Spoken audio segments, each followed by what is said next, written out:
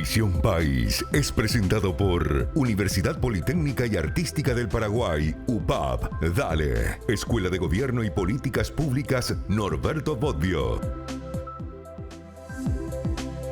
Buenas noches, bienvenidos a Visión País, agradecemos su preferencia.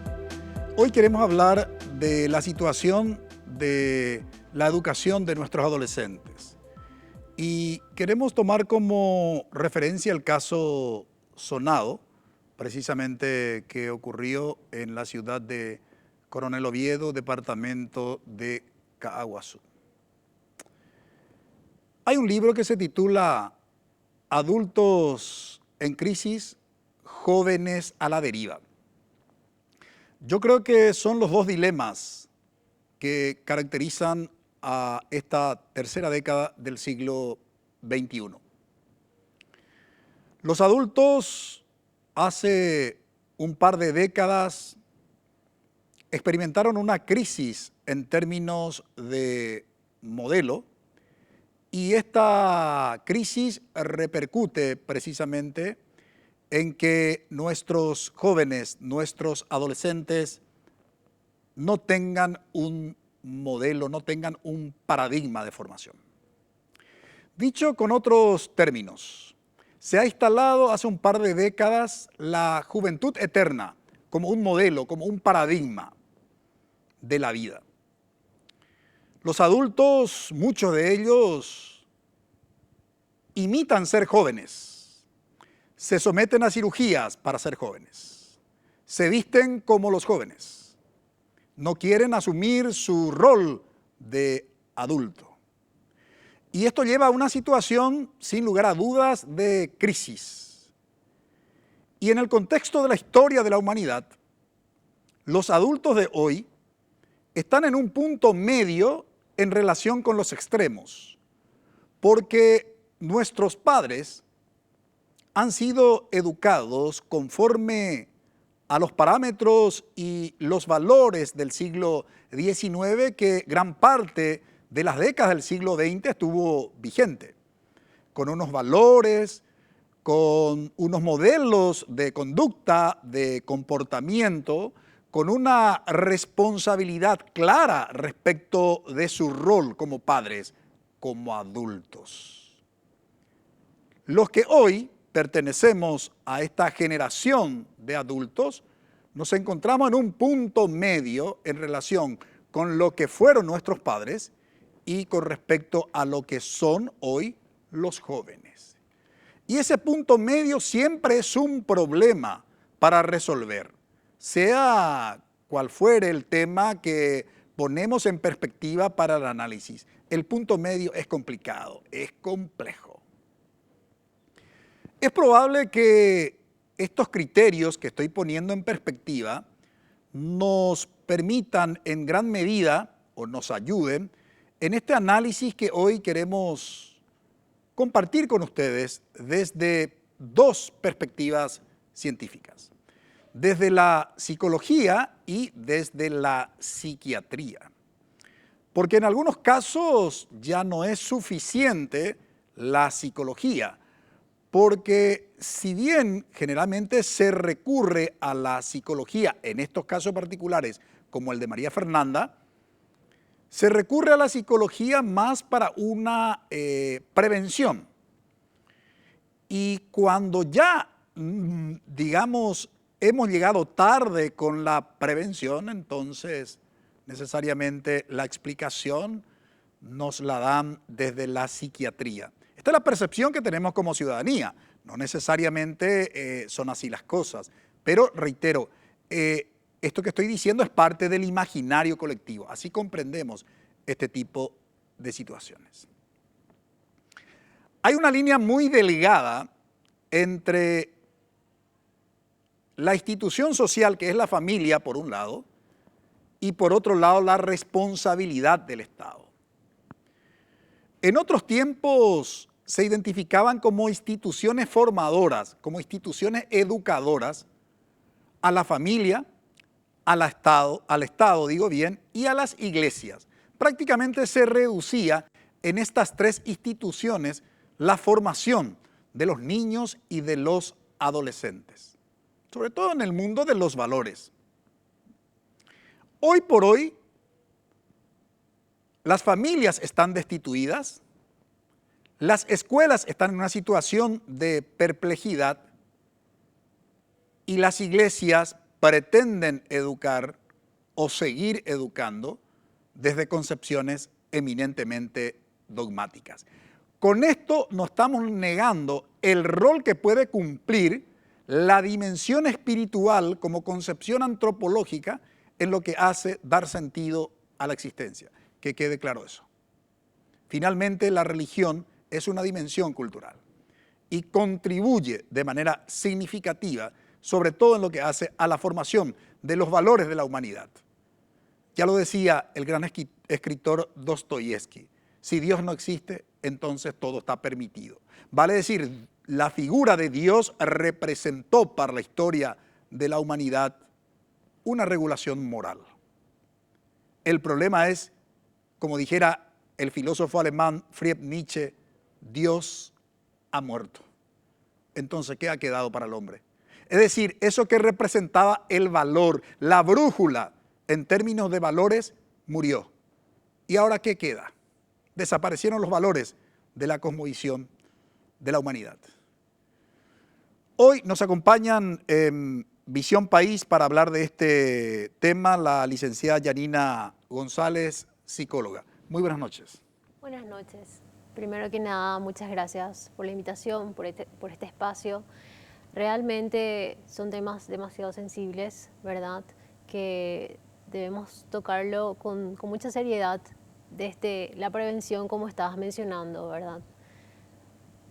Bien, vamos a entrar después en el análisis. Licenciada, también nos acompaña la doctora Nora Gómez, psiquiatra infanto-juvenil, académica, tuvo experiencia también al frente de una responsabilidad en el cargo de la salud pública, particularmente de la salud mental. Nunca olvido cuando le había hecho, creo que hace como 2 o 3 años, una entrevista en nuestro programa de Radio Educación Apuesta al Futuro, cuando me había dicho que el 0.5% del presupuesto del Ministerio de Salud Pública y Bienestar Social se destina a la salud mental. Después le vamos a preguntar durante el desarrollo de nuestro programa si eso ha, se ha solucionado, se ha incrementado considerablemente. Muy buenas noches, doctora. Muy buenas noches, doctor, y muchísimas gracias el poder compartir este espacio en un tema, en mi parecer, más que sensible, es un tema que en este momento le está teniendo a la sociedad en zozobra y que ojalá que sea un puntal para que la salud mental se tenga en cuenta en todos esos niveles que usted estuvo explicando, doctor. La salud mental es también un hilo de plata que nos acompaña desde que nacemos hasta que nos vamos y es muy sensible y en este país es como que está vedado para el Estado, para la educación, para la salud, para la familia. Entonces, este espacio de poder hablar y compartir con ustedes es sumamente importante. Muy bien, agradezco a nuestras invitadas por haber aceptado la invitación para tratar de este tema. Primero, comprender y a partir de la comprensión ensayar algunas soluciones alternativas. Porque hay problemas estructurales, no tenemos que solo focalizar nuestra mirada en el rol de la familia. Tenemos que también ampliar nuestro horizonte de comprensión y focalizar nuestra mirada en ese horizonte, apertura, horizonte de comprensión, a la responsabilidad del Estado. Según los últimos estudios del Instituto Nacional de Estadísticas, más de 70.000 niños, niñas y adolescentes están fuera del sistema educativo. ¿Cómo se comprende eso?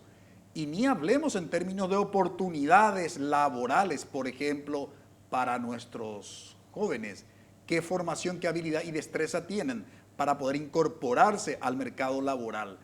Todo esto que estoy señalando es lo que sencilla y llanamente se llama cúmulo de frustraciones, que precisamente ese cúmulo de frustraciones puede convertirse en un verdadero problema de carácter social para nuestros jóvenes. Brevísima pausa.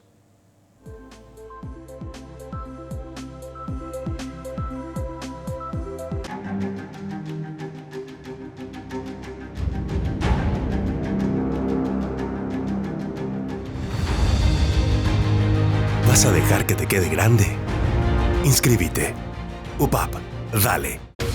Porque el mundo legal es un entorno bastante complejo, el doctor Ricardo Saciain buscará la verdad en cada interrogante. El que nosotros no tratemos un anexo C pendiente del año 2014 al día de hoy, 2025, nos afecta a todos, porque si perdemos la potencia, el 50% de la potencia que genera la EBI, nosotros somos dependientes energéticos. Legalmente hablando, domingo 21 horas, NPI, donde la información nos conecta con la gente.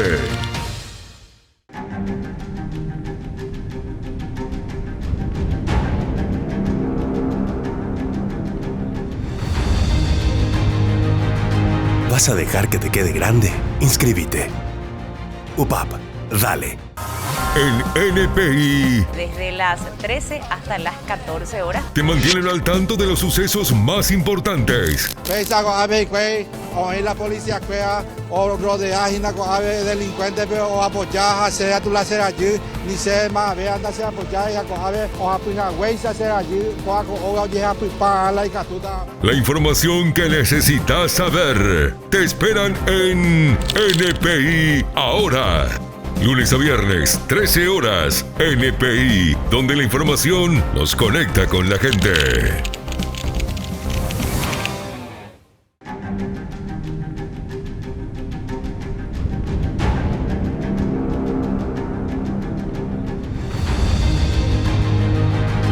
¿Vas a dejar que te quede grande? Inscríbete. UPAP, dale.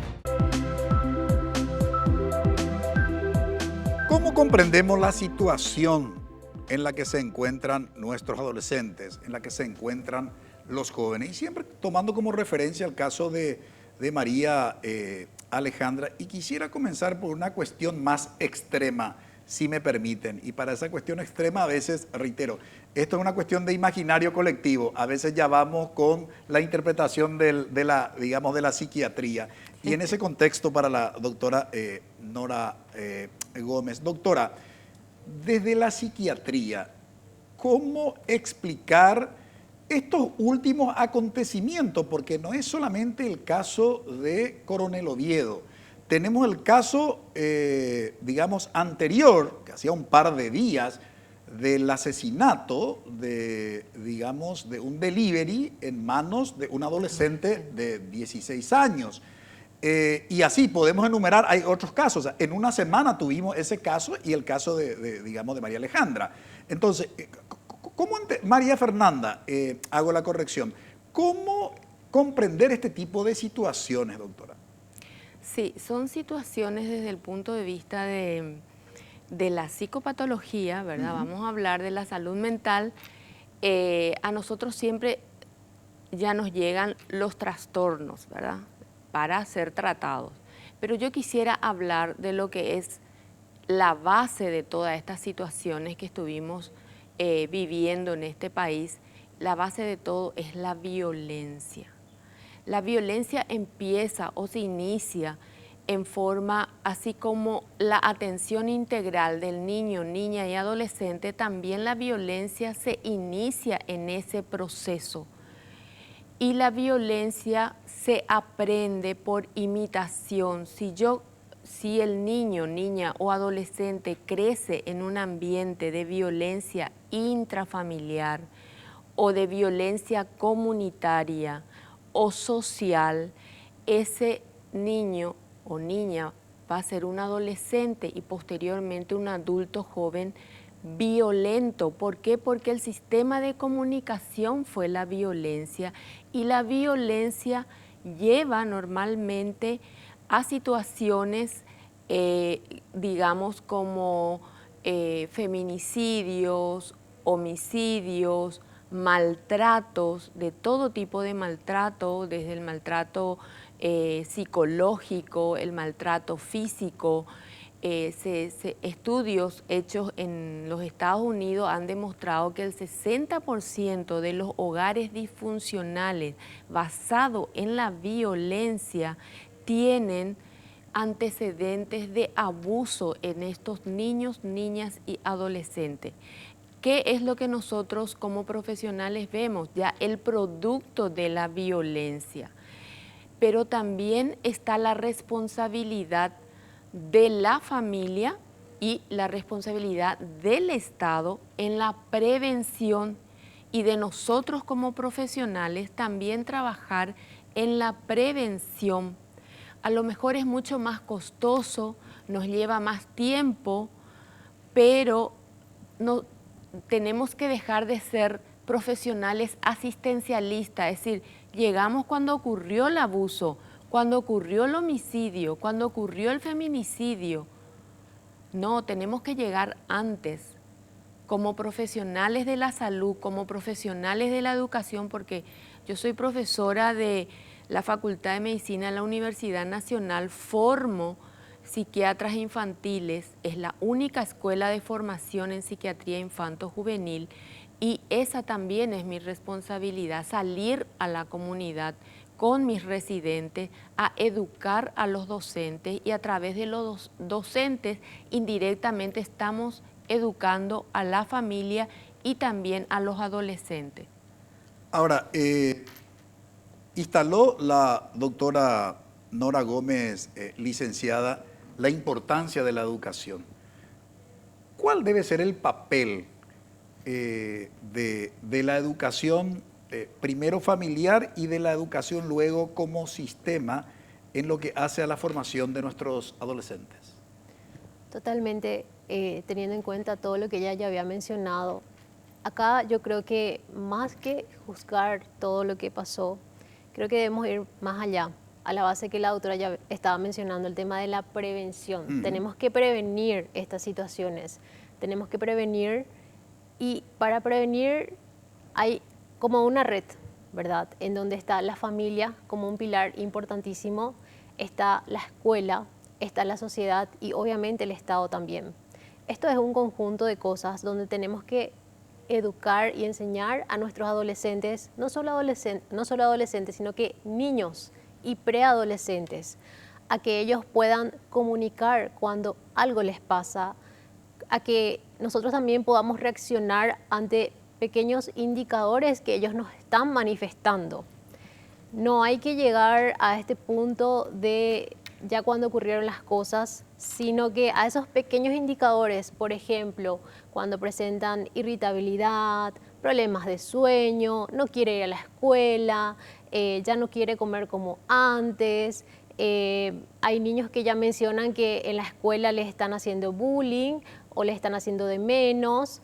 Hay que escuchar a nuestros niños y adolescentes, no solo a los adolescentes, sino que ya hay niños que desde muy chiquitos ya están mostrando ciertos indicadores que hay que prestar atención. Cuando esto pasa, sería interesante que como familia podamos tomar acción al respecto, no hacer de menos, ¿verdad? Porque también pasa que como sociedad, a veces cuando se trata de los hombres, es como que se quiere minimizar. No, no llores, vos sos hombre, ¿verdad? Y no, nosotros no tenemos que invalidar las emociones, enseñarles a ellos a que ellos puedan identificar qué emoción está sintiendo y que es válido esa emoción que está sintiendo. ¿Cómo puedo ayudarte? ¿Qué podemos hacer al respecto? Y buscar por sobre todo ayuda profesional. Nosotros estamos dispuestos siempre a poder ayudarles y a brindarle herramientas a cada familia y a las instituciones por sobre todo. Es importante que el Estado también pueda ofrecer una salud pública que realmente pueda ayudar. Ahora, a mi modo de comprender este problema, hemos tocado fondo, doctora, licenciada, en el contexto del sistema educativo, tocamos fondo al haber visto aquel hecho trágico donde en el aula de una escuela un adolescente asesina a su maestra, a su profesora, directora de la institución. Si eso no es tocar fondo, no sé qué será tocar fondo. Y en términos de responsabilidad del Estado, en generar condiciones y oportunidades para nuestros adolescentes, también hace rato hemos tocado fondo. Mi pregunta puntual, doctora, este último caso, ¿cómo se explica que un adolescente de 17 años haya actuado de la manera que actuó según investigaciones preliminares? Porque a veces en términos de la percepción de la gente dice, pero si era normal, o sea, él se relacionaba con sus pares, amigos, compañeros de colegio, familiares, y todos lo percibían como un chico normal en el sentido de que jamás algunos se imaginaban que podía, digamos, actuar de la manera en que hoy la acusación sostiene, digamos, ¿verdad? Entonces, ¿qué tiene que pasar para que un adolescente de 17 años actúe de la manera que actuó? Un adolescente de 16 años asesine a un delivery. ¿Qué factores intervienen o inciden en esas personas, doctora? Bueno, como usted dijo, según los datos preliminares, en ambos casos, ¿verdad?, hay un proceso de larga data, desde la primera infancia. Abandono, falta de apego, familias disfuncionales, comunicación no asertiva, modelos de padres no asertivos y trastornos de conductas que iban, sobre todo en este último caso, que eran muy llamativos, porque un niño en la primera infancia no puede dedicarse a sacarle la vida a animales domésticos, como si eso fuese un juego. No puede tener antecedente de que cada año esté cambiando de colegio por trastornos disociales dentro del aula. No puede un niño de 4º grado llevar, no sé si eran revistas, no sé, pero eran materiales pornográficos que compartía con los compañeros, y también hubieron antecedentes de llevar sustancias ilícitas a los colegios. Él recorrió colegios de la zona donde vivía, colegios de Villarrica, colegios de Caaguazú. Entonces eso es algo demasiado llamativo para que unos padres no tomen el toro por las astas, como se dice, porque evidentemente era un niño disocial, de conductas disociales, y no sé si era oposicionista desafiante, pero evidentemente en ese momento en que él pudo desarrollar cómo iba a ser el homicidio de su víctima, ya estaba estructurado en forma patológica. ¿Verdad? Unos años más o un año más, porque creo que él tiene 17, ya podríamos hablar de trastornos de personalidad. Entonces, pero eso estaba incubando desde la primera infancia. El otro caso, que yo no tengo muchos datos, no soy perita forense, también había antecedentes de abandono, de familia disfuncional. Creo que vivían en grupos en un lugar con otros adolescentes, se manejaban en el microtráfico, y estar bajo efectos de sustancias ilícitas hacen que el descontrol de impulso sea mucho más acelerado, porque también tenemos que tener en cuenta que desde el punto de vista biológico, el cerebro de un adolescente todavía no está totalmente desarrollado como el cerebro de un adulto. Entonces, por eso, nomás porque estaban, sobre todo en varios medios de comunicación, estuve oyendo de que querían que se le dé tantas penas de cárcel, etcétera, etcétera, y hay que pensar también en lo biológico. ¿Verdad? Solamente que algo biológico que fue, digamos, psicosocialmente manoseado, maltratado, entonces el producto va a ser malo. No hay escuela para padres, lastimosamente. Somos padres en el momento en que tenemos hijos y aplicamos de alguna manera el método científico del ensayo y el error. Y los errores a veces se pagan de forma muy cara, licenciada. Y hoy se habla mucho, cuando escuchamos este tipo, digamos, de noticias, se habla mucho de la responsabilidad de la familia. Pero esa familia como institución social, digamos, está destituida también, ¿no? O sea, papá, mamá hoy están fuera de la casa precisamente para el sostén de los hijos. O sea, es en principio por el bien de los hijos. Lo que en otros tiempos la madre era la responsable del estar todos los días con el chico y donde la educación de los hijos pasaba fundamentalmente, digamos, por esa atención de la madre.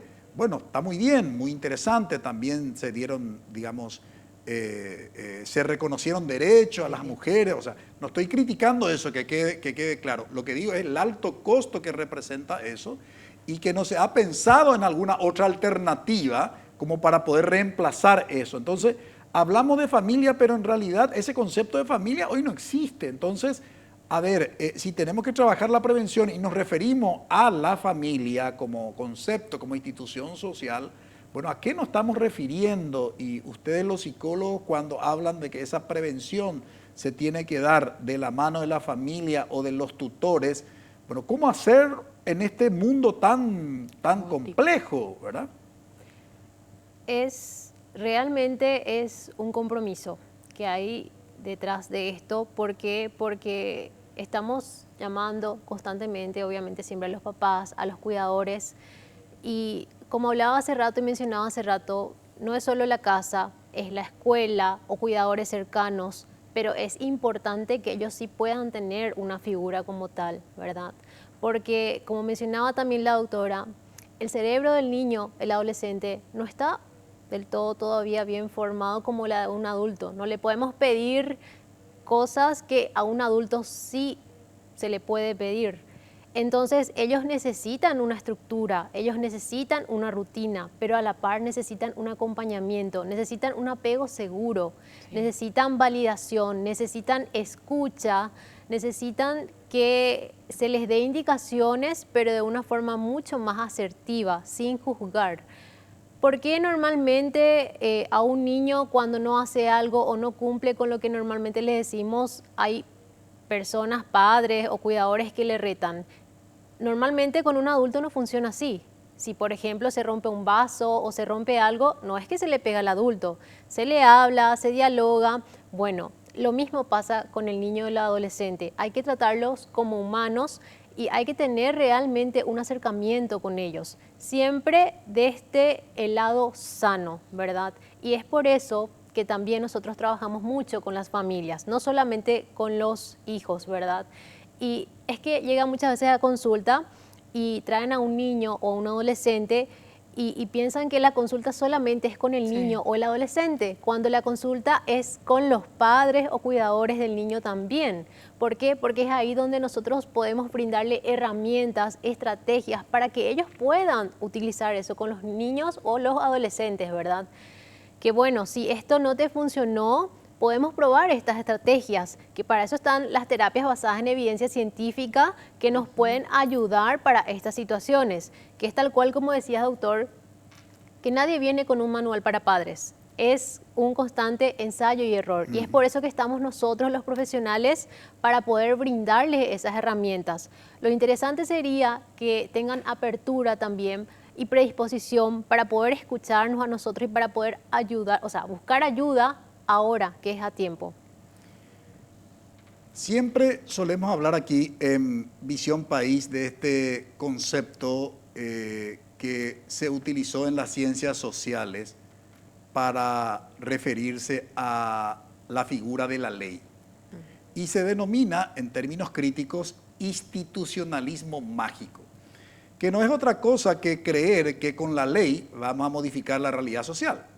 La realidad social, la dinámica de la sociedad es mucho más compleja que escapa a los artículos de una ley. Cuando sucede este tipo de cuestiones, lo primero que la clase política plantea es: vamos a endurecer las penas, vamos a modificar la ley, como si aquello mágicamente solucionara el problema. Primer punto. Segundo punto, la responsabilidad del sistema educativo no es menor. Y aquí recuerdo aquella frase del gran filósofo y sociólogo alemán de origen judío, Theodor Adorno, que decía: la exigencia de que Auschwitz no se repita es la primera de todas para la educación. Vale decir, la educación tiene que fundamentalmente responder a la condición humana. Después hablemos de competencia en matemática, después hablemos de competencia en lengua, después hablemos de competencia en ciencias.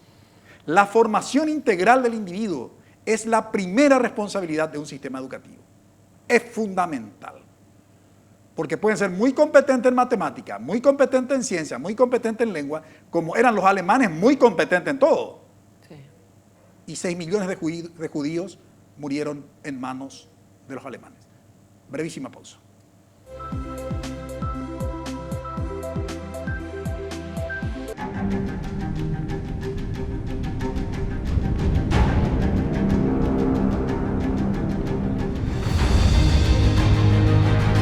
¿Vas a dejar que te quede grande?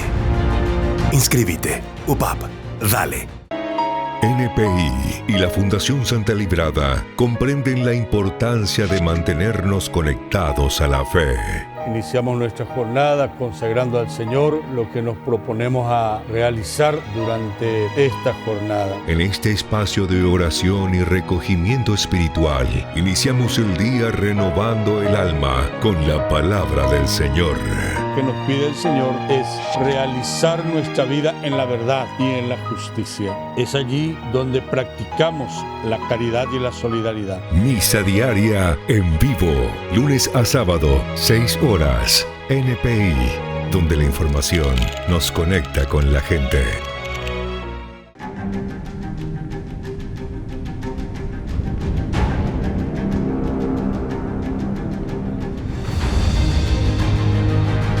¿Vas a dejar que te quede grande? Inscríbete.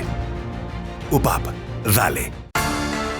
En NPI, Óscar Acosta y Menchi Barrio Canal te conectan con la información. Para que un país pueda ir adelante, la infraestructura vial es importante.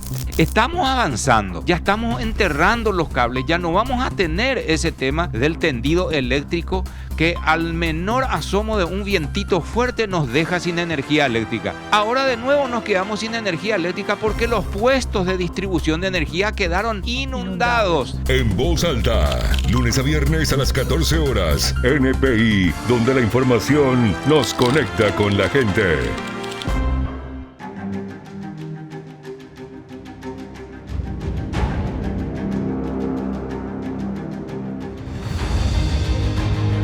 ¿Vas a dejar que te quede grande?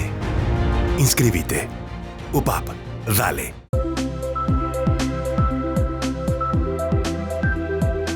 ¿Qué respuesta damos a nuestros adolescentes ante el grito? Porque estos acontecimientos de la muerte de un delivery en manos de un adolescente de 16 años, la muerte violenta de una menor de 17 años en manos de un adolescente de 17 años, es un grito. Es un grito que exige a las familias, a la sociedad, una respuesta. Pregunto, ¿qué más estamos esperando que suceda para que reaccionemos como sociedad? Y cuando hablo como sociedad no estoy hablando, digamos, de un concepto abstracto, estoy hablando de las instituciones sociales de la sociedad. la familia fundamentalmente, ¿sí? El Estado a través de sus distintos organismos. Y en ese contexto, en la introducción del programa, doctora Nora Gómez había dicho que hace 3 años le había hecho una entrevista radial en donde usted me dijo que el 0.5% del presupuesto del Ministerio de Salud Pública se destinaba a la salud mental. Hoy, ¿cómo está ese presupuesto? Bueno, en realidad yo ya estoy jubilada del Ministerio de Salud. No podría hablar así con datos certeros, pero los avances que hubo en la Dirección de Salud Mental es que justamente actualmente la Dirección de Salud Mental es una dirección, dejó de ser un programa para convertirse en una Dirección Nacional de Salud Mental. Hemos trabajado yo a través de representantes como del Instituto de Previsión Social, trabajamos 3 años para poder sacar la ley de salud mental que protege al paciente, a la familia y al trabajador de la salud mental. Yo creo que hubo muchos avances, tenemos unidades de salud mental a nivel nacional, sobre todo muy desarrolladas en las cabeceras departamentales, que brindan una atención a niños, niñas, adolescentes y adultos. Pero sí hay una asignatura pendiente, niños, niñas y adolescentes. Solamente el Hospital de Clínica, la Facultad de Medicina, la Cátedra de Psiquiatría, el Departamento de Psiquiatría Infantil, es un servicio integral para este tipo de atención, y el Hospital de Acostañú. Después no tenemos a nivel público otro sistema multidisciplinario de atención a la salud mental de niños, niñas y adolescentes. Entonces estamos como aplazados en darle oportunidad a aquel que no tiene un seguro médico, aquel que no tiene IPS o un seguro de prepaga privado.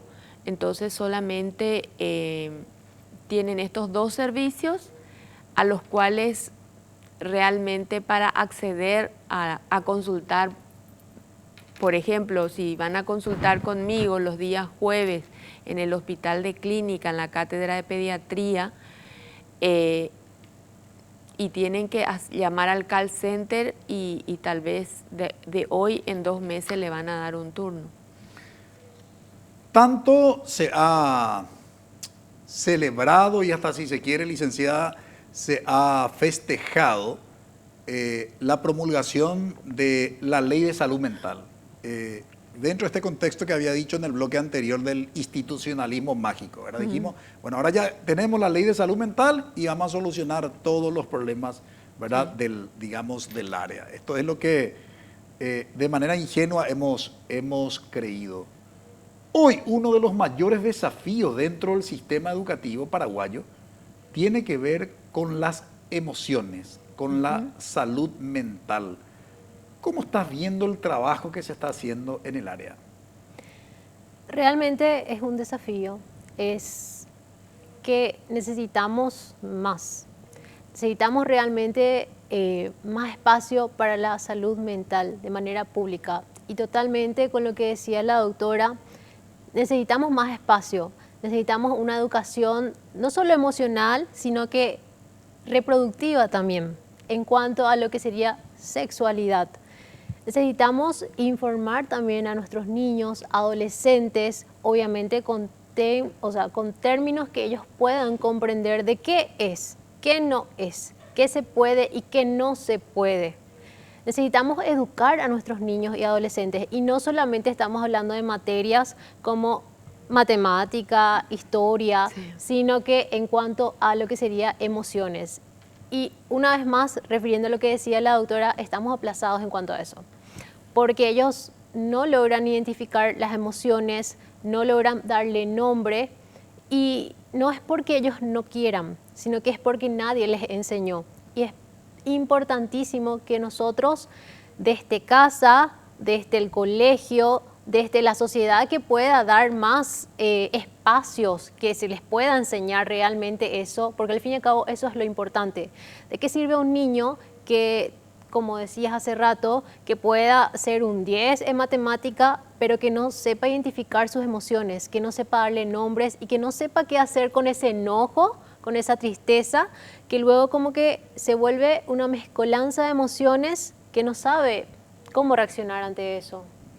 Es importante. No cabe la menor duda. Hoy se habla mucho del tema de administrar las emociones, de atender las emociones, sobre todo porque los aprendizajes significativos están vinculados, digamos, con las emociones. Hoy lo tenemos a un ministro de Educación que es psicólogo, que habla de ese tema. Yo creo que, digamos, esta coyuntura, desde ese punto de vista, tendría que favorecer y traducirse en políticas públicas. No solamente reconocer la importancia, sino que ese reconocimiento se traduzca en la formulación de políticas públicas. A la vuelta a la pausa queremos hablar de cuáles son las soluciones alternativas que nos plantean hoy nuestras invitadas. Vale decir, ¿cómo debemos atender este grito desesperado de nuestros jóvenes en relación con el tema de los valores? Brevísima pausa.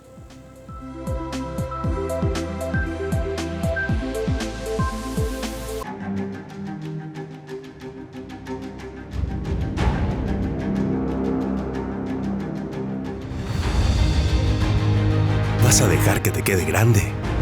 Inscríbete. UPAP, dale.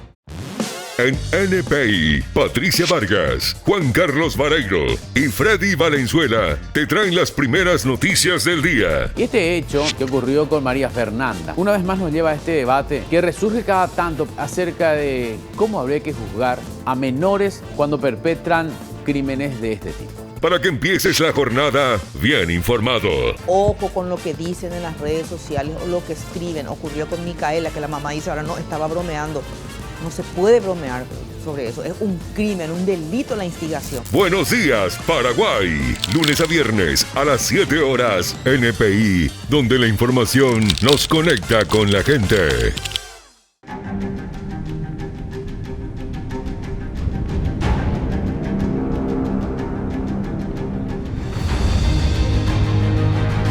¿Vas a dejar que te quede grande? Inscríbete.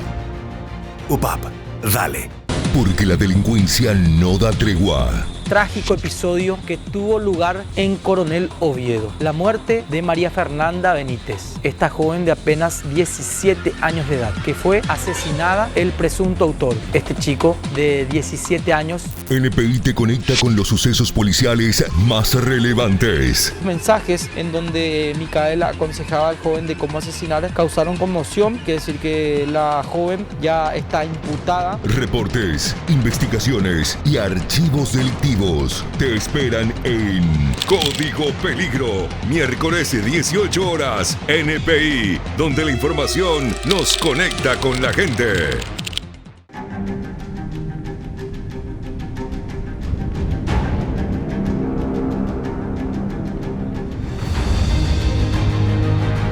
¿Vas a dejar que te quede grande? Inscríbete. UPAP, dale. Nuestros jóvenes, decíamos en el bloque anterior, que buscan modelos, buscan referencias y no encuentran. En este escenario, doctora Nora Gómez, es muy complicado cuando no hay referencia, cuando no hay modelos. En términos de política pública, y usted tuvo la experiencia de ejercer un cargo de responsabilidad política, porque fue directora de la Dirección de Salud Mental del Ministerio de Salud Pública y Bienestar Social. Por tanto, no solamente como académica conoce la literatura, sino conoció también lo que significa administrar una política pública. Combinando su expertise y su experiencia en la gestión, ¿qué podrías recomendar? Bueno, en primer lugar, que realmente existan políticas públicas saludables y que podamos llevar adelante y que detrás de cada política pública realmente haya presupuesto. Empezar por la infancia y la adolescencia, que es integral, con equipos multi o interdisciplinarios, se puede lograr llegar a los niños, niñas y adolescentes. ¿Por qué? Porque la pirámide poblacional de nuestro país está dada por niños, niñas, adolescentes y adultos jóvenes. Y justo en esa franja etaria, en esa base, en ese futuro de nuestro país, es donde están ocurriendo estas situaciones catastróficas. Entonces pensemos cuál es el futuro, no de mis hijos, porque yo ya soy abuela, tal vez cuál es el futuro de mis nietos, si no apuntamos a políticas públicas saludables e integrales. Entre todos podemos, aunar las fuerzas y hacer posible que estos 70.000 niños que están sin escolarización puedan ser escolarizados.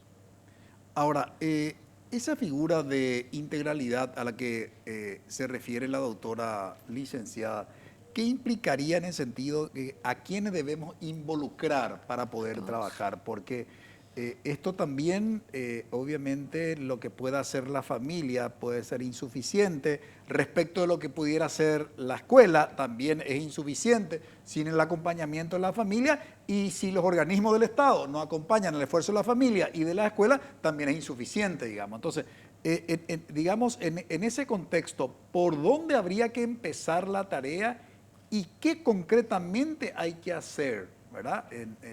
Como tarea, la familia, la escuela y los organismos del Estado? Yo creo que obviamente el Estado es el que tiene que dar más oportunidades, ¿verdad? Porque si no, estos casos van a seguir pasando o pueden empeorar.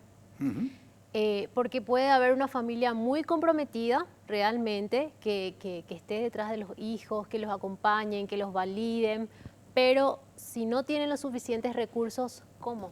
¿Verdad?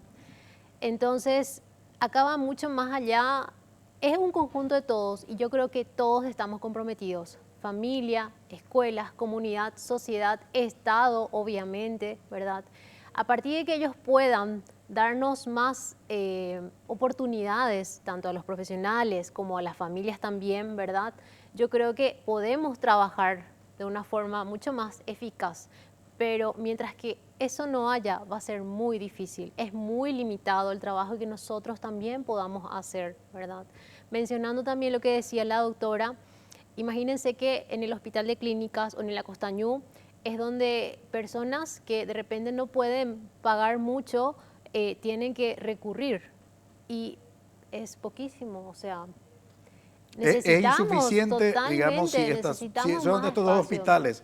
Son los hospitales donde se puede consultar frente a la demanda, digamos, es enorme que tiene la salud mental. Totalmente. Enorme. Y cada vez hay más. Y tal cual, o sea, es desde los niños donde debemos empezar. Niños, preadolescentes, adolescentes. Es ahí donde está la base de todo. Obviamente, si tenemos el acompañamiento de una familia, de una escuela también, porque en la escuela hace falta, es necesario también psicoeducar a los profesores, a los profesionales de la escuela, porque faltan herramientas. Y una vez más, no porque no quieran, sino porque no se les da, no se les da. Ahora, doctora, cuando hablamos de salud mental, ¿de qué concretamente estamos hablando? Porque a veces suena como un concepto abstracto y la gente te dice, hablo a partir de la percepción del imaginario colectivo que la gente tiene. Dice, no, pues yo estoy bien, te dice, yo no estoy loco, ¿verdad? Y sin embargo, vemos que la gente es cada vez más agresiva, ¿verdad? En la calle, digamos, en el volante, en fin, por poner un ejemplo, digamos, puntual, ¿verdad? Entonces, y después te dice esa gente, no, yo estoy bien, digamos, yo no tengo ningún problema. Entonces, hablar de salud mental es referirnos a qué? A un equilibrio biopsicosocial. Es el equilibrio biopsicosocial y si queremos, también para mí un elemento importante es lo espiritual. Biopsicosocial espiritual.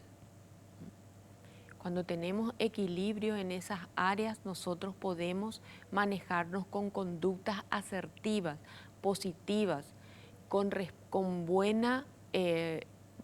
buen nivel de frustración y no ser lo que le está pasando a estos adolescentes que ahora se les rotula como adolescentes de cristal o adultos jóvenes de cristal, que no pueden frustrarse, que no tienen la capacidad, que no tienen resiliencia ante situaciones que la propia vida nos da en el día a día. Esa capacidad también de poder sortear los obstáculos y, es decir, nos caemos, nos tropezamos y nos levantamos con la misma fuerza para seguir adelante. A eso yo me refiero cuando digo un equilibrio psicosocial, espiritual. Y sobre todo, ¿por qué digo esto? Porque hay otro tema que a mí me llega muy de cerca en el sentido que estoy muy preocupada, que es el suicidio de los jóvenes. O obtengo lo que deseo o me suicido. La frecuencia de suicidio, la tasa de suicidio en nuestro país está entre los 19 y 24 años, la mayor tasa de suicidio. El término de la adolescencia, el inicio del adulto joven.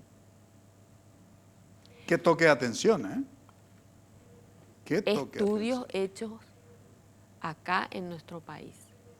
No es como el Uruguay, que la tasa de suicidio es en la tercera edad, porque ellos tienen una población adulta y de tercera edad que es la base de su pirámide poblacional.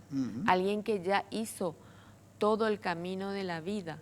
Nosotros están suicidando nuestra gente joven, los que dejaron su adolescencia. Realmente para mí es muy preocupante. Y otro tema que preocupa mucho, que ya tocó la licenciada, es la educación sexual reproductiva, que sí o sí tiene que entrar en la malla curricular de las escuelas y de los colegios. El 60% de embarazadas en el hospital del barrio San Pablo, que es el hospital número 5 de salud pública, está dado de adolescentes entre 12 y 16 años. Imagínense esos datos y que estos temas que está planteando tanto la doctora como la licenciada deben ser tratados única y exclusivamente desde una perspectiva científica. Sí. Sin ningún credo religioso, ¿verdad? Porque organismos de la sociedad civil se han rasgado las vestiduras, ¿no? Porque se había planteado una política integral de la sexualidad. Una reflexión final, licenciada. No veo yo, la percepción que tengo es que estemos formando adolescentes resilientes. Esto que decía la doctora, formarles para que puedan administrar frustraciones. ¿Cómo usted ve ese tema? Una vez más, me enfoco también en lo que es la prevención y la psicoeducación.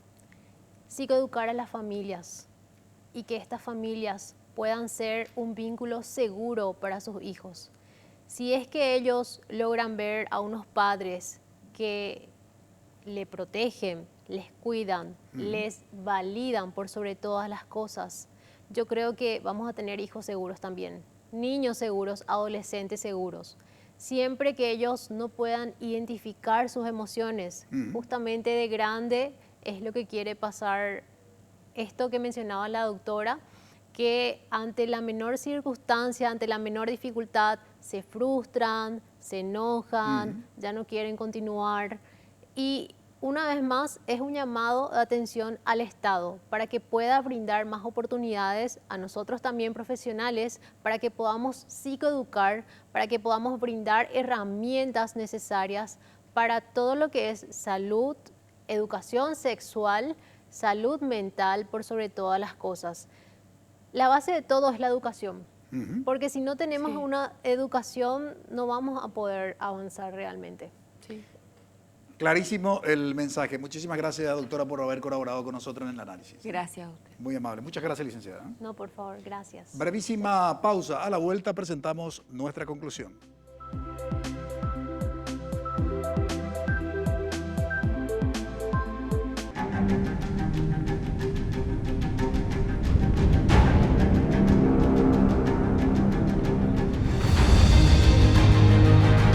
¿Vas a dejar que te quede grande? Inscríbete.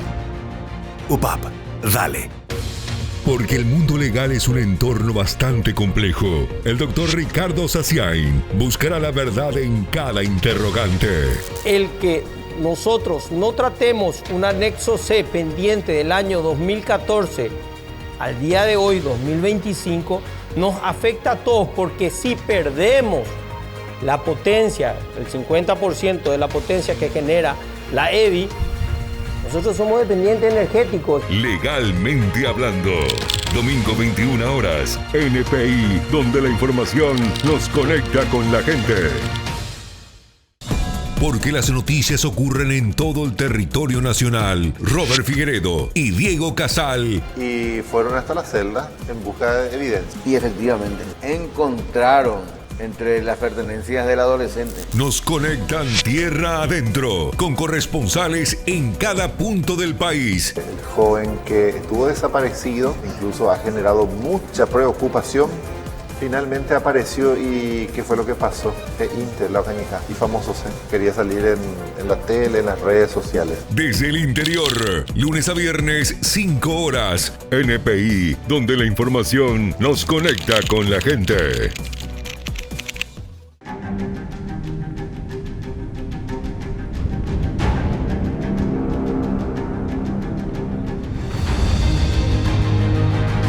¿Vas a dejar que te quede grande? Inscríbete. UPAP, dale. La situación de la educación de nuestros adolescentes ha sido el tema de análisis. Decíamos en la introducción de nuestro programa que tenemos dos grandes dilemas en este tiempo que debemos resolver. Entre tantos dilemas, obviamente, no son los únicos. Los adultos están en crisis y los jóvenes están a la deriva. Probablemente estos dilemas explican en gran medida lo que hoy acontece en el escenario social. Adolescentes que asesinan. Y nos decía justamente la doctora Nora Gómez que la psicopatología explica que este tipo de decisiones no se toman de la noche a la mañana. Coincidía también la licenciada Yanina González que precisamente se requiere de todo un proceso de formación para poder tomar la decisión que tomaron estos adolescentes, en el caso del barrio San Francisco, adolescente de 16 años que termina asesinando a un delivery, y un adolescente, una semana después, un adolescente de 17 años, según las acusaciones, asesinando cruelmente a su pareja. La familia, los organismos del Estado deben reaccionar si no queremos que las cosas se agraven. Estamos mal, pero podemos estar peor si no reaccionamos. Agradecemos su preferencia, que todos tengan un buen inicio de semana. Buenas noches. Visión País es presentado por Universidad Politécnica y Artística del Paraguay, UPAP, Dale, Escuela de Gobierno y Políticas Públicas Norberto Bobbio.